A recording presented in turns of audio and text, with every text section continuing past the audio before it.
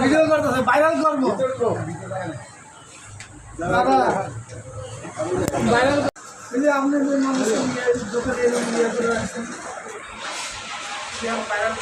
বর্তমান জামানার এই টিভিগুলো কিন্তু একেবারে বেকার। তারপরেও কিছু মানুষ আছে যারা এই টিভিগুলো ঠিক করে এবং কি ঘরে চালায়। তার কারণ কি জানেন?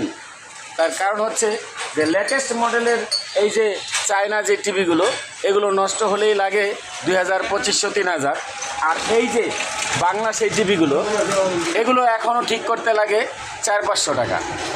সত্যি কথা, আগে যেই টিভিগুলো চালাইছি সেগুলোই ভালো ছিল, 400-500 টাকা দিয়ে এখনও ঠিক করা যায়। কিন্তু এই লেটেস্ট মডেলের যেই চায়না যেই টিভিগুলো, এগুলো কিন্তু অল্পতেই নষ্ট হয়ে যায়।